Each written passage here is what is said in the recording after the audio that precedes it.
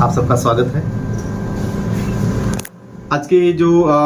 Press conference में हमारे आज महेश जी धोड़ी, राजेंद्र पटेल, अरुण भाई और हमारी पूरी फ्रंटल ऑर्गेनाइज की जो हमारी टीम है, साथी है, यहाँ उपस्थित है।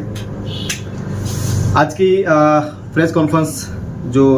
रखने का जो कारण है, जिसे आप सबने देखा होगा कि अभी हमारा दिल्ली दौरा हुआ, जिसमें हमारे ऑल इंडिया कांग्रेस के हमारे दादरा नगर हवेली के प्रभारी इंचार्ज श्री मानिकराव ठाकरे जी और डॉक्टर अंजलि के दिशा निर्देश में आदरणीय खड़गे साहब, हमारे नेता राहुल जी गांधी, हमारे ऑल इंडिया कांग्रेस कमेटी के जनरल सेक्रेटरी के.सी. वेणुगोपाल जी और ऑल इंडिया कांग्रेस सेक्रेटरी नेता डिसूजा जी, एक शुभेच्छा मुलाकात हुई। और इस अवसर पर प्रदेश में हमारे जो दादरा नगर हवेली कांग्रेस पार्टी के संगठन के बारे में चर्चा हुई।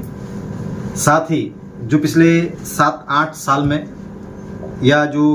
भाजपा के जो 11 साल गिना रहे हैं लोग, 11 साल में यहाँ की जो स्थिति है, वर्तमान में जो भी परिस्थितियाँ हैं, जो भी शासन प्रशासन, तानाशाही, मनमानी, भ्रष्टाचार, जितनी भी चीज़ें हो रही हैं, उसके ऊपर बहुत ही गंभीरता से हमारी चर्चा होगी, बात रखी। और ये तमाम चीज़ों को लेकर प्रदेश में एक आम जनता में, आम लोगों में, समाज का प्रत्येक वर्ग में डर खौफ में जो जी रहे हैं आम जनता, इस चीज़ को भी हमने हमारे वरिष्ठ नेताओं से चर्चा की।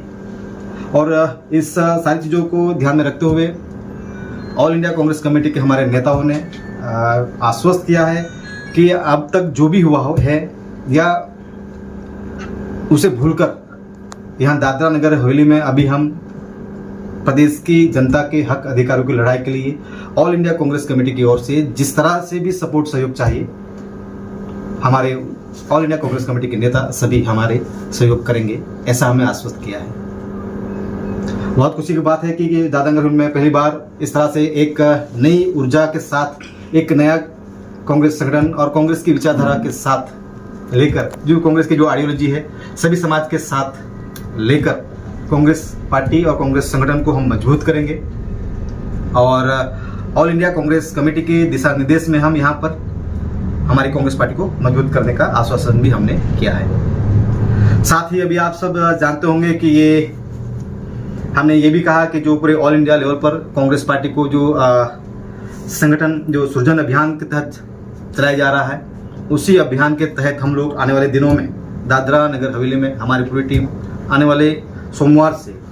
डोर टू डोर कैंपेनिंग शुरू करने जा रहे हैं हम, जिसमें कांग्रेस पार्टी की विचारधारा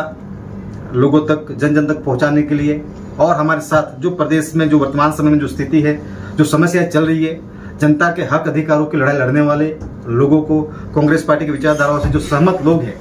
ऐसे लोगों को साथ लेने के लिए हम लोग मंडे से हमारा अभियान शुरू हो रहा है। साथ ही अभी पूरे देश में जो भाजपा के 11 साल की बात चल रही है कि सेवा, सुशासन और गरीब कल्याण की बात ये लोग कर रहे हैं। मैं ऑल इंडिया लेवल पर क्या चल रहा है वहाँ, उसके लिए हमारे ऑल इंडिया कांग्रेस कमेटी, हमारे वरिष्ठ नेता बैठे हुए हैं। लेकिन मैं यहाँ पर 11 साल कांग्रेस बीजेपी की जो 11 साल यहाँ पर भाजपा शासन में क्या चल रहा है, उसके ऊपर थोड़ी मैं चर्चा करूंगा। और अभी ये जो भाजपा वाले जो भी यहाँ पर मैंने भाजपा के अध्यक्ष और भाजपा के सांसद, पूरे जनप्रतिनिधि, उनकी जो पूरी चुनी हुई जो टीम है, वो लोगों में जाकर अभियान चला रहे हैं कि हमारे 11 साल के सेवा, सुशासन और जो गरीब कल्याण की जो बातें कर रहे हैं, ये फिर एक बार भाजपा के तमाम नेता और दिल्ली से आने वाले जो भी लोग हैं, मंत्री है या संगठन मंत्री है, जो भी है, फिर एक बार जनता को गुमराह करने के लिए निकले हैं। आपके माध्यम से, आप सभी के चैनलों के माध्यम से हम जनता की बात कहना चाहते हैं कि खुद भाजपा के सांसद ने ही संसद के पटल पर भाजपा सरकार, भाजपा के अधिकारियों के खिलाफ खुलकर बातें की है कि किस तरह से यहाँ पर भाजपा के कार्यकाल में उनकी कोई सुनवाई नहीं हो रही है। रोड के खस्ता हाल से लेकर हर प्रकार से हर जगह पर तानाशाही, मनमानी, ऐसे अलग अलग यहाँ के दादरा नगर हवेली के, ऐसा कोई वर्ग नहीं है जो भाजपा और भाजपा के ये जो सुशासन की जो बात कर रहे हैं, ये सुशासन नहीं है बल्कि कुशासन है। भाजपा के शासन में और प्रशासक प्रफुल्ल पटेल के कार्यकाल में अब तक करीब करीब 6 या 7 लोगों ने इनकी नीतियों की वजह से या इन्होंने प्रताड़ित करने की वजह से करीब 6 या 7 लोग, जिसमें एसएस भोया की बात आ रही है, जिसमें जिग्नेश पटेल की बात आ रही है, जिसमें 2 बच्चियां थी उसकी बात आ रही है, इन लोगों ने सुसाइड किया है, उसमें आज तक किसी भी प्रकार की कोई कार्रवाई नहीं हुई है। और कौन जिम्मेदार और किस वजह से ये हुआ है? ऐसा कहा जाता है कि एसएस भोया या जिग्नेश पटेल से जो लोग, जो बड़े अधिकारी क्लास 1 ऑफिसर्स थे, ऐसा कहा जाता है कि बड़े अधिकारियों के साथ मीटिंग के बाद, चर्चा विचार के बाद ये इसे हंसते हुए हैं, उसमें आज तो कुछ नहीं हुआ है। और बात करते हैं ये लोग सुशासन की, ये बात कर रहे हैं कि आने वाले इस 6-7 साल में ये लोगों ने हजारों लोगों के घर, दुकान, रूम तोड़ दिए गए, हजारों लोगों की नौकरियां छीन ली गई। यहाँ पर जो जंगल के आदिवासी समाज के जो लोगों की जंगल में जमीन, जो वर्षों से जो कांग्रेस के कार्यकाल में 2005 के एक्ट के तहत जो एक्ट बना, उसके तहत जमीन खेती करते हैं लोगों को जंगल से उनको खदेड़ा जा रहा है, उनके ऊपर एफआईआर किए जा रहे हैं। आंदोलन, रैली, धरने करने के लिए हाईकोर्ट से ऑर्डर लाना पड़ता है। जो यहाँ आर्टिकल 19 के तहत संविधान के दायरे में जो आंदोलन, रैली, धरना करना चाहते हैं, मेमोरेंडम देना चाहते हैं, उन लोगों के ऊपर जबरन चैप्टर केस या एफआईआर करके उनके ऊपर डराया धमकाया जा रहा है। फिर किस सुशासन की बात कर रहे हैं लोग? अभी हमने देखा यहाँ पर विद्यार्थियों को यहाँ पर प्रवेशोत्सव का कार्यक्रम चल रहा है।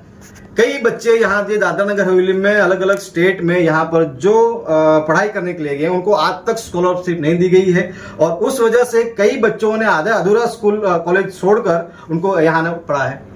तो इस तरह से प्रदेश में यहाँ पर जो परिस्थिति चल रही है, ये तमाम चीजों को ध्यान में रखते हुए कि दादरा नगर हवेली में जो आने वाले समय में जो ये सेवा और सुशासन और जो गरीब कल्याण की जो बात कर रहे हैं, ये भाजपा का एक दिखावा है। और मैं आपके चैनल के माध्यम से ये भी कहना चाहूंगा कि भाजपा के सांसद ये जो कह रहे हैं आज के डेट में